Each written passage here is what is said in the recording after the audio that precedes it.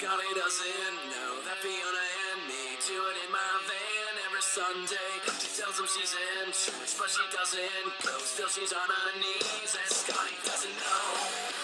Oh, Scotty doesn't know. So don't tell Scotty. Scotty doesn't know. Scotty doesn't know. So don't tell Scotty. Fiona says she's out shopping, but she's under me and I'm not stopping. Scotty doesn't know. Scotty doesn't know. Scotty doesn't know. Anyways, so this is TV Pop Culture. I'm CJ. Episode 16, I believe. Wow, we've come a pretty long way. So anyways, before we dive into the emails, let's do some YouTube news. This is going to be like a new little thing where if a lot of new important things or somewhat important things have been going on YouTube, we're going to talk about them. Unfortunately, none of the guys could be here with me. Cody is sick. Patrick is out job hunting, and Evan and Sam are at work and doing school stuff. So, unfortunately, it's just me today. So let's tackle the first thing. First off, for any of you who have a YouTube account, you've probably noticed that they've changed the look for some bizarre reason. I can't figure it out either. It makes no sense why they've done this. At first, it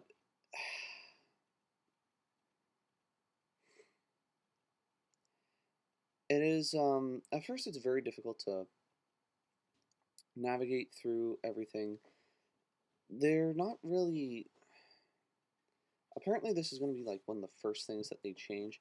From what I've heard from rumors, YouTube's going to be going over a major overhaul. So, hopefully it won't be as bad as what's happened here.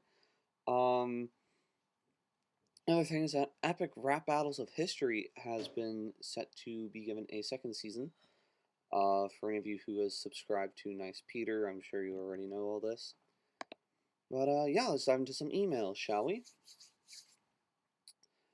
So, okay, here's a good one.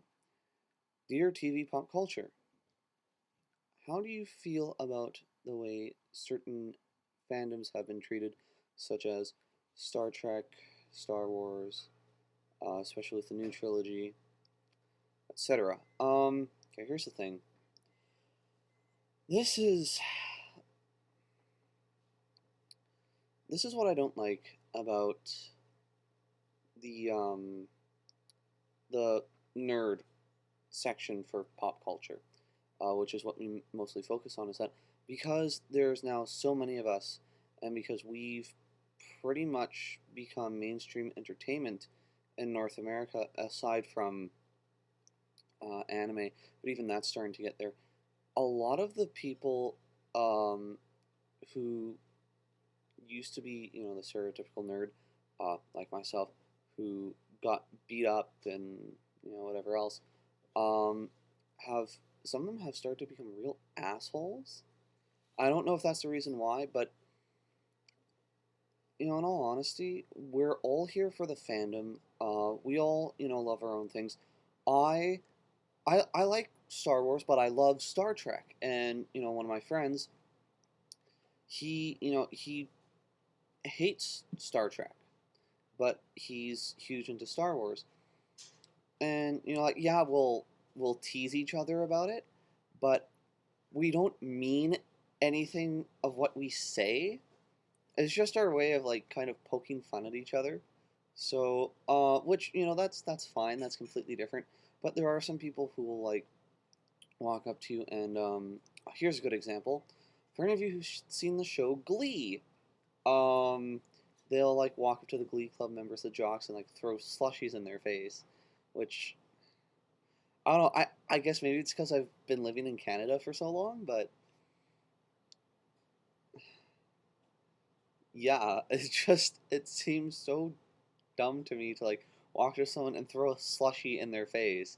Like, when I was a kid, I'd get wedgies, or when I was really young, I'd get like thrown into lockers. And up until I think grade 8 or 9, because my shoulders got too wide for them to throw me into lockers. Um, yeah, our lockers weren't that great.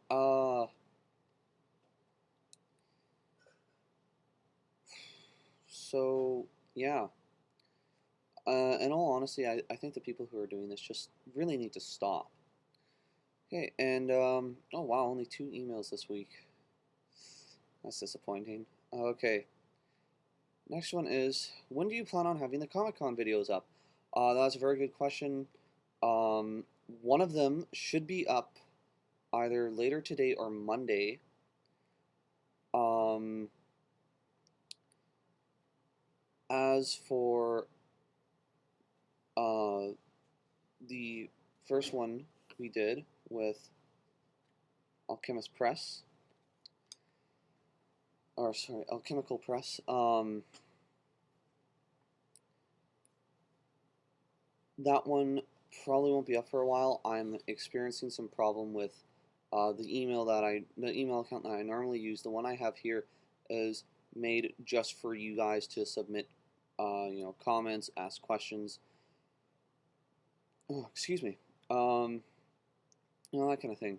Whereas Alchemical Press, like I'll be using my personal email. Oh, excuse me again. To respond to them. So, yeah, it might be a while before that gets up. But it will, I can promise you right now, it will get up. The fella, Gregory, who I'm assuming runs it, he's actually, depending on how well we do with the video, is actually willing to help us get our name out there, which is really great, because I guess when you live in Winnipeg, most people, hence one of the problems with the stereotypes, most people think, oh, nothing happens in Winnipeg. So, yeah, second one should be up soon. The first one, not so much. I'm still in the process of editing the second interview video that we have. So anyways, let's head on into news, shall we? So, Dead Island DLC has been set to be released November 22nd and will be $10 on the Xbox and PS3. The Call of Duty Modern Warfare Elite unfortunately may not be coming for the PC.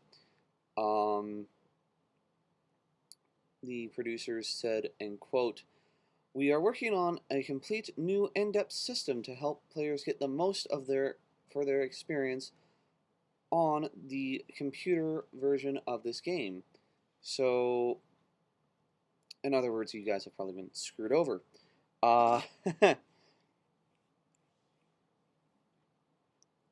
Also, for those of you who know who PETA is, they are a animals rights group, and apparently they've been raising a stink about the one of the Mario games for the Wii, how Mario has the Tanuki suit, which is like the little raccoon suit, and apparently Tanuki is a real thing where people will like find an animal and skin it alive, and they're like putting up a big stink with Mario, and just like, oh well, they shouldn't be allowed to do this, and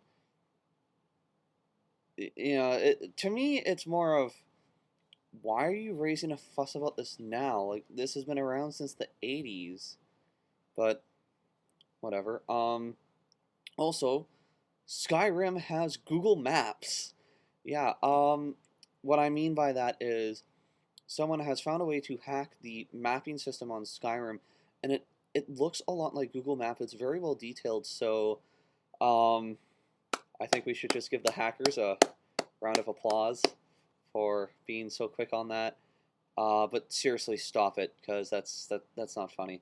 And there is going to be a Metal Gear Solid 5 Sony has not announced when the expected date is for it to come out. Guesses are it'll be sometime this coming up year. So, let's get into some anime-related news. Now, for those of you who played Tales of Symphonia, like myself, and who was hugely disappointed, be ready to be disappointed again. Tales of Heroes action game video has been streamed. You can find a link to the video on our Facebook page, which you can just find by typing in TV Pop Culture. And chances are I'll probably leave a little link in the information box below. And this next piece of news.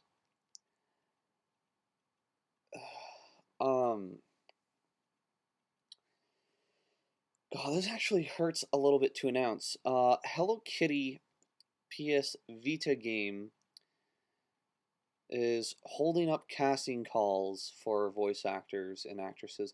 So that being said, yes, there's going to be a Hello Kitty PS Vita game. God help us all. I know I shouldn't be saying anything. No, Hello Kitty really scares the crap out of me. It really does. No, because if you look at her, she'll like pick up a piece of cake or something, eat it, and you'll just see bite marks like there's no mouth. That really creeps me out. All that happens is when she talks, her nose moves up and down. I swear to God. Anyways, so the 16th Detective Conan anime feature is to be open in April. This year's 52nd issue of Weekly Shonen Sunday magazine is announcing that on Tuesday, Detective Conan the 11th Striker, the 16th Detective Conan anime feature film, will open in Japan on April 14th, 2012. And with this being said, I have to ask, have we done enough? Have we done enough now for this guy? I mean, like, don't get me wrong, I used to watch Detective Conan when I was a kid, and it was, it was fun, it was entertaining, but, okay, you know what? Enough is enough. It really is. Enough is enough. We don't need this. So, yeah. Anyways, Ghost in the Shell is getting a feature phone app in Japan. As far as I can tell, it's only for Japan. It's not even being released to China, which is fairly surprising because usually when Japan gets something, the rest of Asia gets it, but apparently not this time. So the I'm gonna screw up their name. Famitsu. I'm guessing that's how it is pronounced. It's spelled Famitsu. So if I'm wrong, just correct me in the comment section. So this video game company revealed that on this past Wednesday that the game developers Butterfly and Forecast will be releasing a Ghost in the Shell standalone complex featured phone game. It will be playable on the Mobedge phone social gaming platform. So I guess that's like some fancy phone platform in Japan. I don't really know. So anyways, this week I figured I'd give a review. So instead of how we normally do a DVD review, I'm going to be doing a toy review of this. This is the 10th Dr. Sonic Screwdriver. I recently picked this up this weekend. It makes the lights, it extends, makes the lights and sounds again. Comes with two little knobs. This one, I believe, yes, this is the UVE knob, which pretty much all that means is that I can twist the black part off, write something on a piece of paper, and then use the light from the sonic screwdriver to read the message. There is another one that you can put on it, which is just a normal ink cartridge. Oh, excuse me. And overall, I have to say it's pretty cool toy. Of course, comparing it to the new one for Matt Smith, there is a bit of a size difference. Um, so some of the pros about this toy, it does actually extend, so it's not like that cheap LED flashlight sonic screwdriver. Um, it's, from what I can tell, very accurate to David Tennant's sonic screwdriver. I love the fact that it makes the little noise. Okay, so here's some flaws. First flaw is that in the instruction manual, it doesn't tell you to twist the black part off, it tells you to pull it off, and that's what happens when you pull it off. So that's the first thing. The second thing is this, because yeah, sometimes it won't stay up. So, whereas with Matt Smith's, you press one button, and that's it. It stays up like that until you take it and pull it down. One of the other flaws with this is that you cannot replace these. I guess they'll probably be making like replacement packs soon. I have no idea. But yeah, like you can't have these ones refilled. It's pretty much, once the ink is gone, the ink is gone, and that's it. Um, Other than that, I will say this: it is a really cool toy.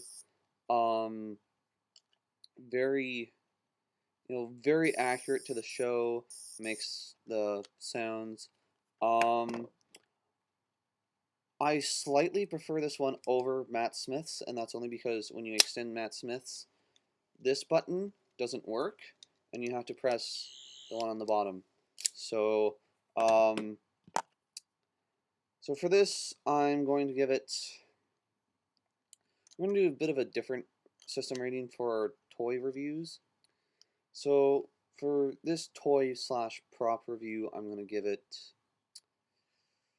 a 3 out of 5. And the only reason I say that is because, well, of this little problem and of this. If this was the only problem and this actually like stood up all the time, I'd definitely give it a 4, maybe 4.5 stars out of 5. But it's just, I think it could have been better made. That's my personal opinion on it. I'm sure the BBC tried their best to, get it to work properly. But all in all, not bad. Um, I wouldn't say, go out and buy it right now. But if you do see it in the store, definitely pick it up. So yeah,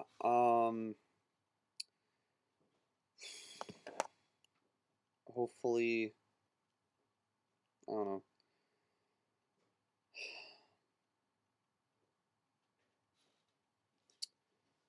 Hopefully I can find a way to make it stick up without having to use duct tape. But yeah, so that's pretty much it for news, I think. Um,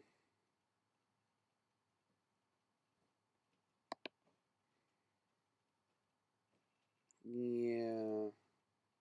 Oh, I forgot one thing.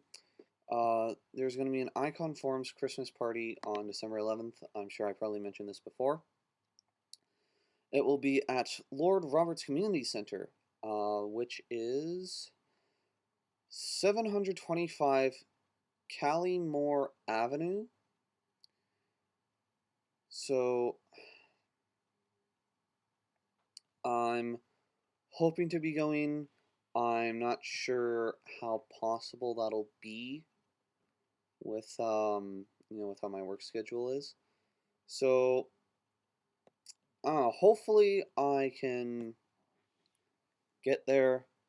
But yeah, anyways, I hope you guys enjoyed this episode. And until next time, this is TV Pop Culture signing off.